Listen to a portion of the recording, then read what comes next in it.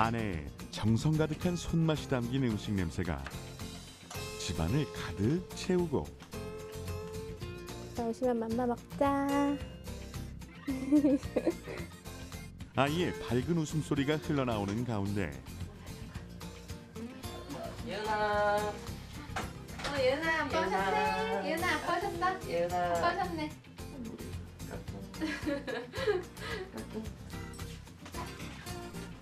퇴근한 남편과 아이들이 둘러앉아 함께하는 따뜻한 한 끼.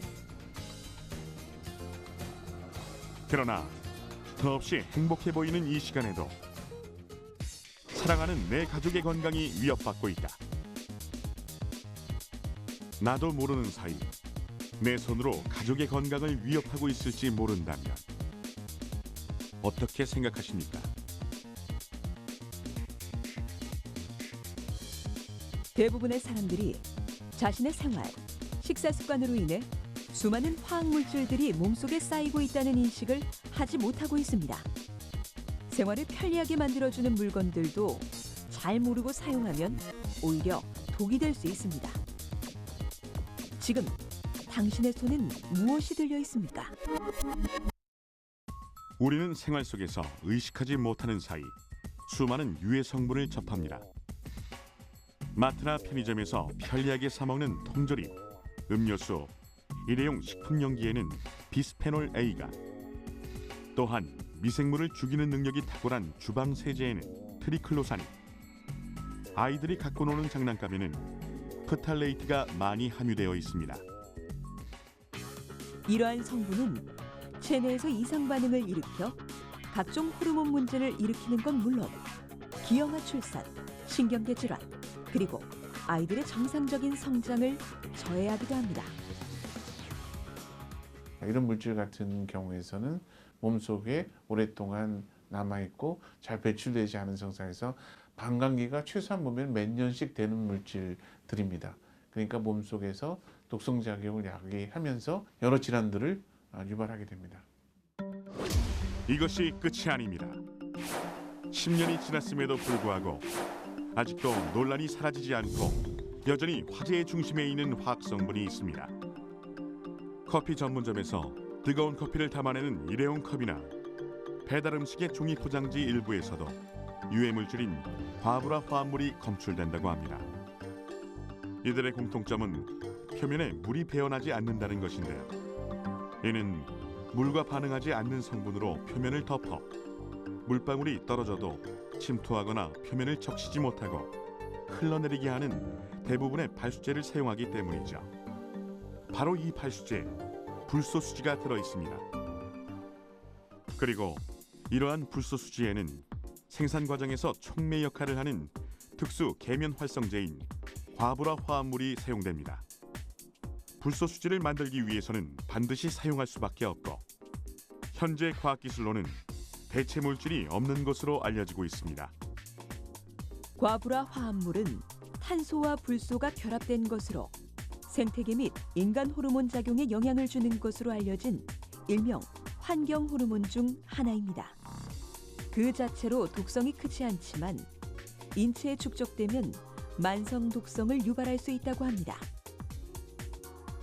과부라 화합물은 물과 기름에 저항하고 열에 강해 1950년대부터 다양한 산업 및 생활용품에 사용되고 있습니다. 과부라 화합물엔 17종 이상의 대사체 및 분해 산물이 포함됩니다. 이 중 문제가 되는 것은 과부라 옥탄 술포산과 과부라 옥탄산입니다. 이 물질은 환경 중에서 쉽게 분해되지 않아 식수, 토양 등에 축적되기 쉽다고 합니다.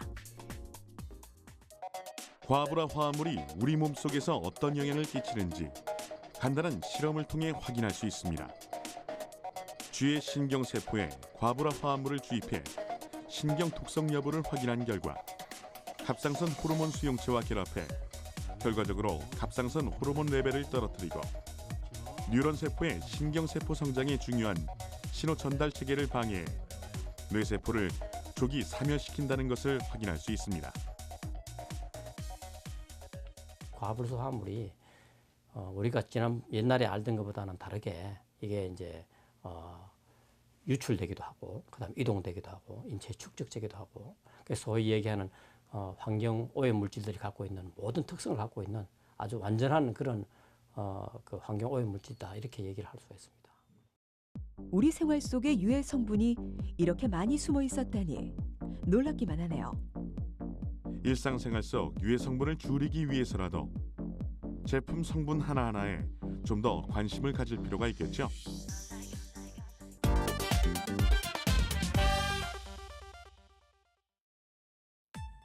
과부라 화합물은 우리의 생각보다 더 광범위한 곳에 사용되고 있습니다.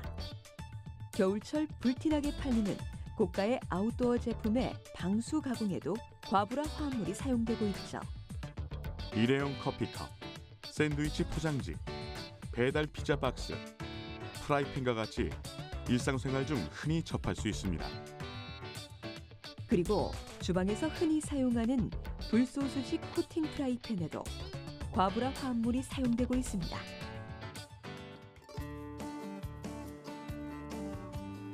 가족의 건강을 생각하며 반찬 하나에도 신경을 쓰는 김수록 주부.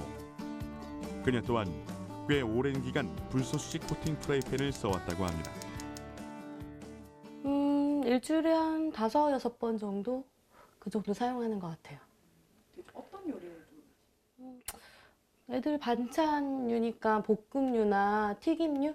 그 정도로 사용하는 것 같아요. 기름을 많이 사용하지 않아도 요리가 팬에 눌러붙지 않고 설거지 등 관리가 쉬운 만큼 늘상 손이 간다고 하는데요. 그녀는 이 프라이팬의 불소수식 코팅 성분에 대해 들어본 적이 있을까요? 들어본 적은 없어요. 그냥 딱 보기에 그냥 좀 까지고 이러면 좀 나쁘겠지라는 생각 정도는 하고 있었는데 나쁜 물질이 있나요? 일반적으로 프라이팬은 조리하기에 앞서 팬을 달구는 예열 과정만으로도 손쉽게 300도에 도달하는데 이때부터 불소수식 코팅 프라이팬에 코팅 성분이 분해돼 과부라 화합물에 속하는 독성 물질이 기화되어 나오기 시작한다고 합니다.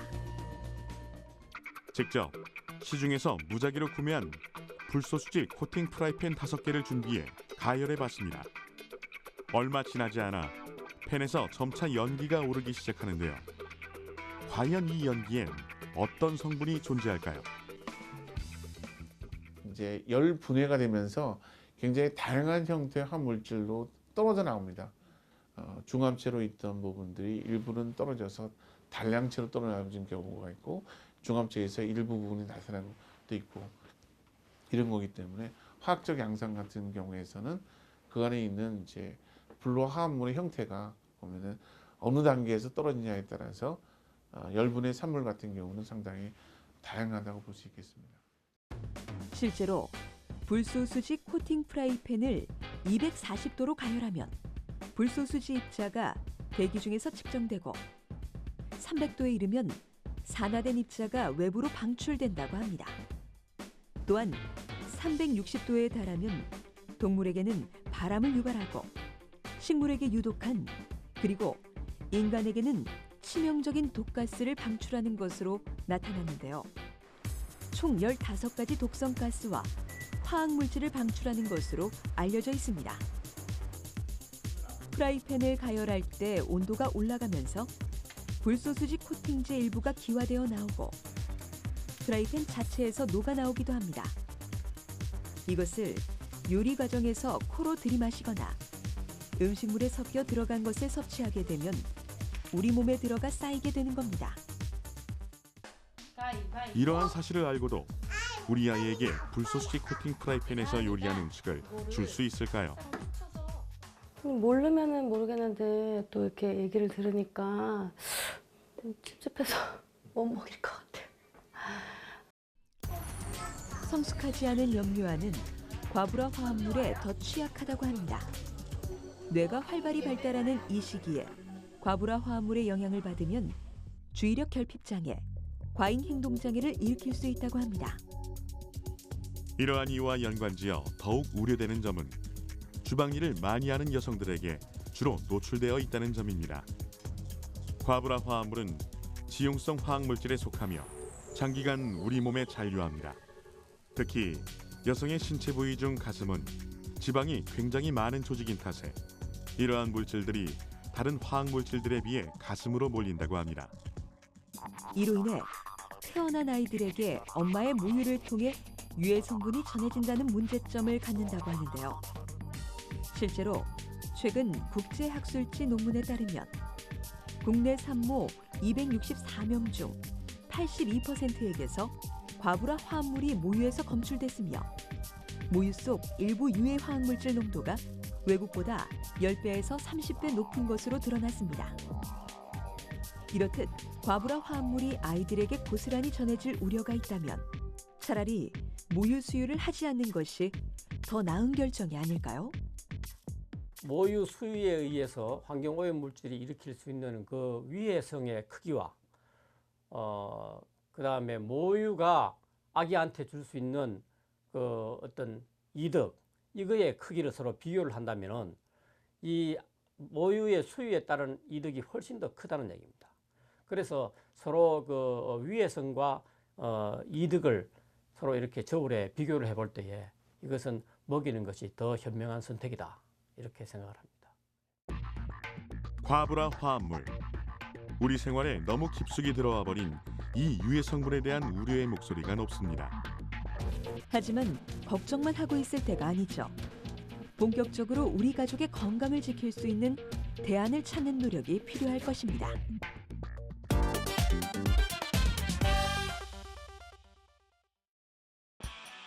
세계에서 가장 미끄러운 물질인 불소수지.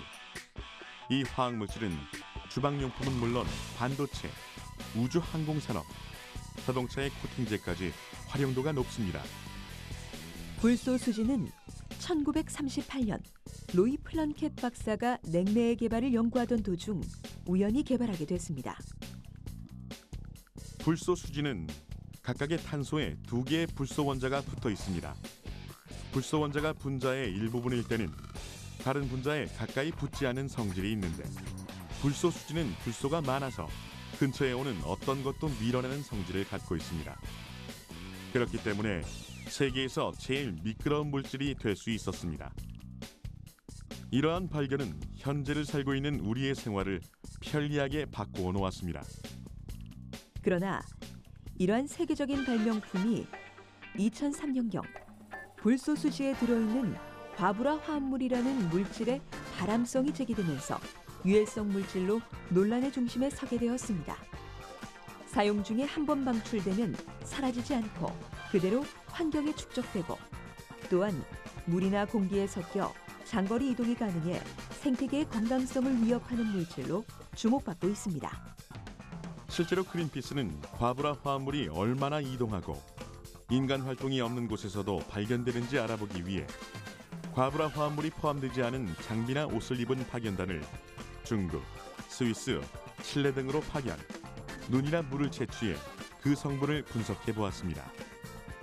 결과는 놀랍게도 과부라 화합물이 발견되지 않은 곳이 한 곳도 없었습니다.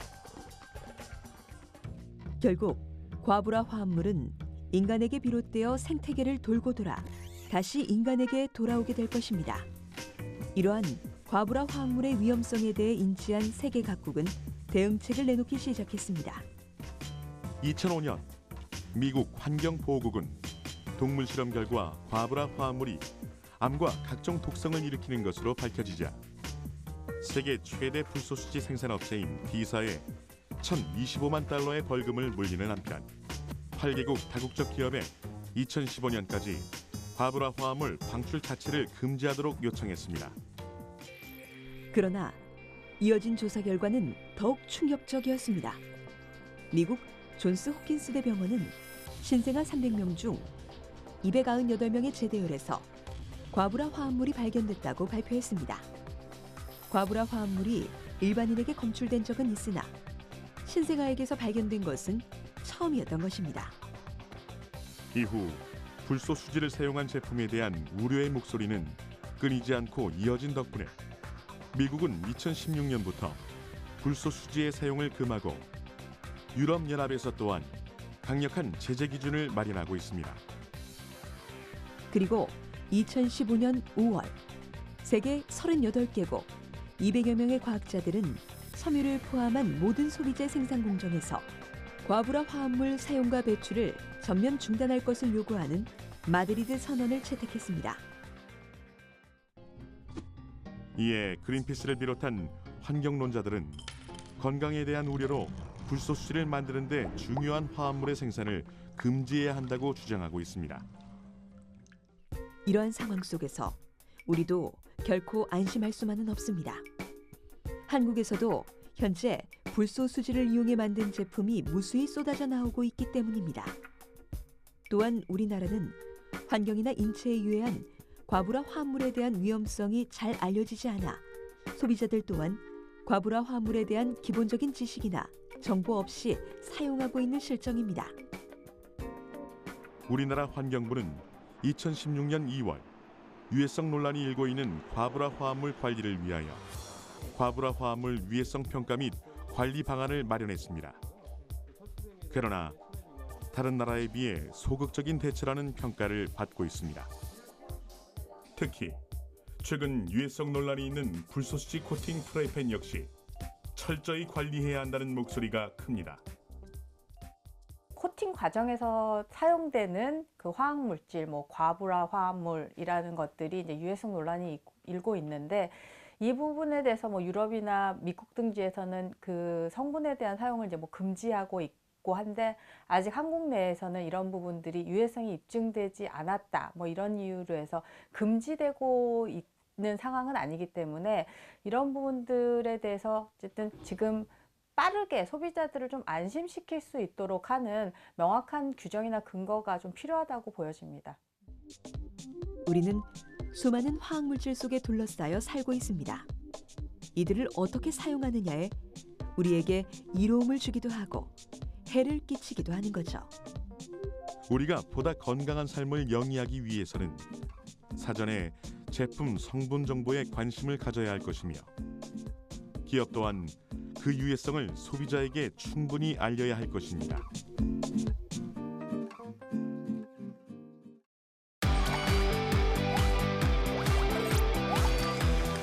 톡 쏘는 과학 사이다.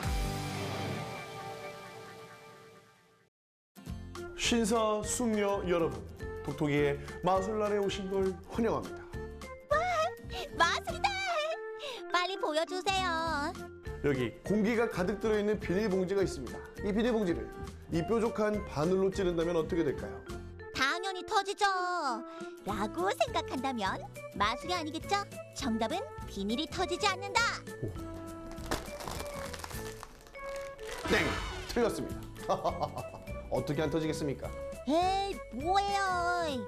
마술 보여준다면서요. 알겠습니다. 이제 진짜 마술을 보여드리죠. 물이 가득 들어있는 비닐봉지가 있습니다. 이 뾰족한 막대기로 찌르면 어떻게 될까요? 짠! 비닐이 터지지도 물이 새지도 않아요. 정말 마술이네요. 마술 같은 과학, 과학 같은 마술. 이 비법을 여러분들에게만 물폭탄 실험 거리로 고고. 여기서 칼로 누르시면 됩니다. 준비 시작. 그럼 이번에는 더 날카로운 이쑤시개로 한번 찔러보도록 하겠습니다. 오, 보이시죠? 이거 왜 물이 안 나와요? 신기하죠? 네. 진짜 하는 거예요? 네. 잠깐만요. 오, 대박! 신기하시죠? 오, 뭐야 이게? 자, 이유가 뭐라고 생각하십니까? 이거 자체가 사이언스고 이거 자체가 표면 장력이죠. 지금 심정은요? 저 집에 가고 싶은데. 집에 가고 싶다. 좋습니다. 자, 하나, 둘, 셋, 찌르세요.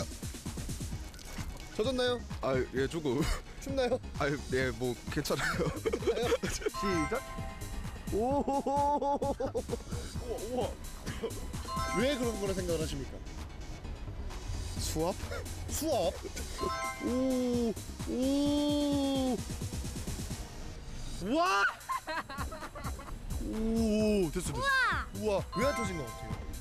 살살해서? 살살해서. 선생님, 알려주세요.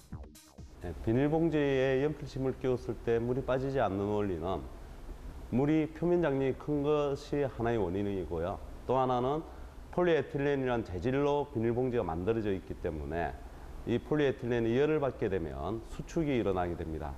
그래서 연필심을 끼웠을 때 연필심과 비닐봉지 마찰열에 해가지고 비닐봉지가 수축이 일어나서 연필심을 꽉 물고 있는 상태가 됩니다. 그래서 물이 빠지지 않습니다. 이렇게 뾰족하고 몸통이 두꺼운 연필로도 끄떡없는 비닐봉지 물폭탄. 찔러도 물이 새기는커녕 한 방울의 물도 비추지 않는데요. 고슴도치로 변해버린 비닐봉지. 못 보던 녀석인데? 패션을 좀 아는구나. 비닐은 플라스틱의 한 종류인 폴리에틸렌으로 만들죠. 이 폴리에틸렌은 열에 약한 특징이 있어 뾰족한 물건으로 찌르는 순간 마찰열이 발생하는데요. 이때 분자들이 서로 잡아당겨 비닐봉지가 쪼그라들면서 연필에 달라붙게 됩니다. 또한 물은 표면장력이라는 성질을 가지고 있습니다. 표면장력은 물 표면에 있는 물 분자들이 서로 뭉치려고 끈끈한 막과 같은 것을 만드는 현상인데요. 클립을 물 위에 놓으면 둥둥 뜨는 것도, 소금쟁이가 여유롭게 수면 위에 서 있을 수 있는 이유도 바로 이 표면장력 때문이죠. 나 잡아봐라. 우와, 나도 도마뱀처럼 물 위를 뛰어다닐 수 있으면 좋겠다.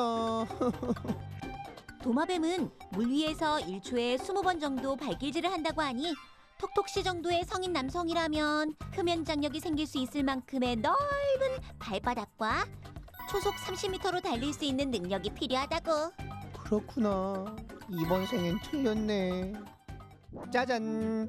표면 장력을 좀 더 확실하게 볼 수 있는 실험을 준비했는데요. 우유 표면에 다양한 색깔의 물감을 뿌리면 서로 끌어당기는 표면 장력 때문에 색이 섞이지 않겠죠? 맞아요. 일부러 저어도 잘 섞이지 않더라고요. 이렇게 팽팽한 표면 장력을 한 방에 무너뜨리는 것이 있었으니 바로 세제! 세제를 묻힌 면봉이 닿자마자 우유끼리 잡고 있던 힘이 스르르르르 풀리면서 물감이 뿔뿔이 흩어지는 걸 볼 수 있답니다. 표면 장력 너 나처럼 아주 끌어당기는 매력이 있구나.